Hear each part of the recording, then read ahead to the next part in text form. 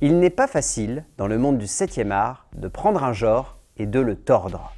Quand j'évoque cela, je ne pense pas forcément à une idée violente du type de celle qui voudrait que l'on cherche à faire rentrer un genre dans une case, mais au contraire, où l'on cherchera à lui donner des traits plus subtils, plus étonnants, plus évocateurs même, quant à ce qu'il devrait raconter de son époque et surtout des changements profonds que peut connaître celle-ci au fil du temps.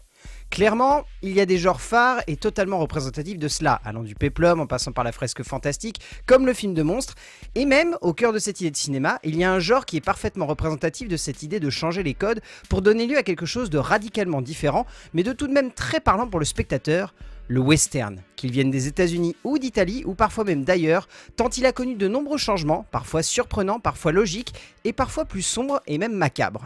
Et un cinéaste a adoré faire cela dans la fin des années 60. Alors même que le genre était au sommet, notamment grâce à un certain Sergio Leone, un autre Sergio a eu pour ambition de porter le western dans une dimension beaucoup plus sombre, beaucoup plus intense, voire même noire, mais surtout une dimension crépusculaire, apportant à ce genre une vision plus terne de ses héros, mais également plus parlante quant à ce qu'il cherchait à convoquer dans le genre. Si on pense souvent à son Django qui a été une référence pour un certain Quentin Tarantino, il est évident que le deuxième grand western de Sergio Corbucci est peut-être encore plus évocateur et encore plus intense dans son cheminement dramatique et cinématographique, le metteur en scène italien cherchant à pousser ses protagonistes dans un retranchement tragique des plus justes, mais évidemment, voire même en priorité, de jouer avec cette idée que l'on se fait du western pour plonger ses antagonistes et ses protagonistes dans une logique cherchant à faire du blanc et du noir, du genre, quelque chose de plus nuancé, de plus trouble, de plus à fleur de peau, créant ainsi ce portrait gris et dur d'une Amérique face à ses démons. Ainsi se pose un western pas comme les autres, le grand silence.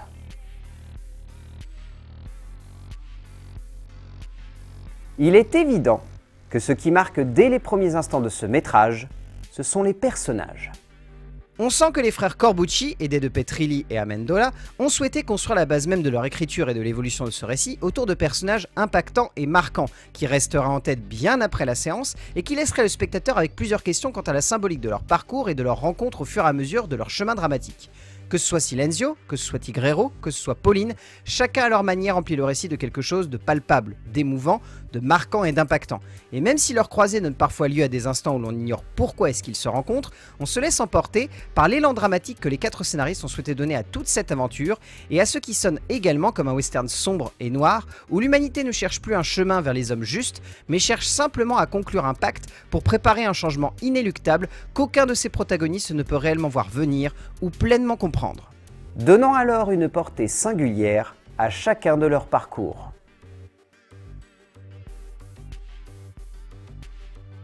Corbucci est un roi dans ce que l'on pourrait appeler un anti-western. Ce qui l'intéresse profondément, c'est de prendre les codes du western comme il l'a vu évoluer et comme il l'a pleinement compris au fur et à mesure de sa montée fulgurante dans les années 60 et 70 et de chercher à en interpréter les bases et leurs archétypes différemment du western spaghetti comme on a pu le connaître pour lui donner une envergure plus humaine mais également plus dure, violente et sombre. Au fond, ce que Sergio Corbucci veut amener au sein de ce film, c'est la même chose qu'il a souhaité avec son Django, un western qui prend un héros, une figure monolithique classique du genre, qui impose un charisme dès les premières minutes, mais de lui donner un contexte, une forme, une intensité qui accroche ce héros à une réalité complexe et crédible, qui fait de la mise en scène de Corbucci un instant où la noirceur n'en devient que plus évidente et où le chemin que parcourt ce héros est construit par le cinéaste italien comme une logique et pourtant difficile plongée en enfer dont il ne ressortira pas indemne, lui et tous ceux qu'il aura connus et aidés. Faisant de ce carton de fin un immense choc pour le spectateur.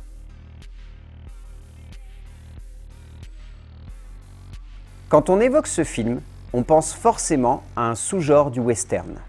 On pense à une logique créative qui consiste à prendre ce genre et à lui donner une allure de coucher de soleil, quelque chose de sombre, de noir, de dur et d'intense, qui fait que l'on est transporté par une ambiance complètement singulière qui donne un ton et une saveur unique à ce genre de fragments où chaque personnage ne semble pas vouloir respecter ou même simplement comprendre son prochain. Corbucci fait de son film un western crépusculaire, une œuvre au bord de la fin d'un monde, la fin d'une époque, la fin d'une certaine idée que l'on se faisait de ce genre et qui semble, à l'aune des années 70, perdre de sa forme et de sa force. Et c'est peut-être dans cela que l'on peut clairement se rendre compte du génie de Corbucci, le cinéaste italien parvenant à saisir les changements de son époque comme pour accepter par le biais du 7e art que celui-ci évolue, se révolutionne, se construit et se déconstruit pour devenir autre chose que peut-être il comprendra ou simplement laissera passer comme le font certains grands de cet art si singulier. C'est en cela que le film est puissant, unique et rare.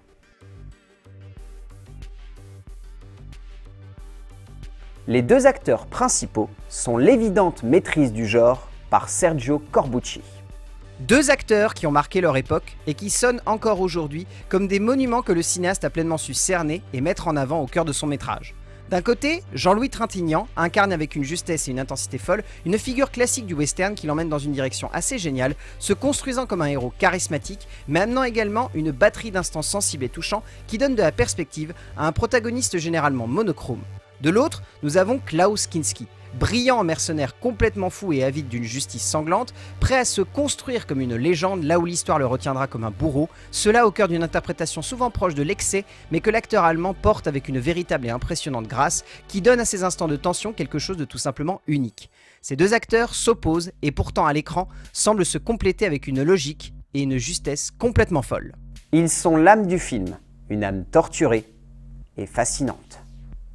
Découvert assez tardivement pour ma part, j'avais beaucoup entendu parler de ce chef-d'œuvre, et même si je m'attendais à être marqué, je ne m'attendais pas à être aussi saisi à la gorge par le western de Corbucci, son Django sonnant pour moi comme un beau et puissant moment de cinéma, mais clairement, avec ce grand silence, le metteur en scène italien enterre totalement l'idée de faire mieux que ce grand film. Bien au-delà de son récit passionnant et de la puissance de sa mise en scène, c'est un western qui cristallise une époque, qui parvient à totalement et parfaitement cerner l'évolution d'un pays, l'évolution d'un genre, la manière avec laquelle le cinéma avait décidé de prendre possession de celui-ci, de lui donner un angle de compréhension et d'interprétation, et c'est dans cela, et son contraire, que Corbucci saisit un moment de cinéma unique, émouvant, déchirant même sur de nombreux points, qui marque par sa maîtrise du genre, mais surtout par son envie de le transcender pour lui donner de nouvelles lettres qui resteront dans le temps et qui en feront un de ces grands moments de cinéma que l'on n'oublie pas. C'est en cela qu'à mes yeux, c'est un immense western et un chef-d'œuvre évident du 7e art.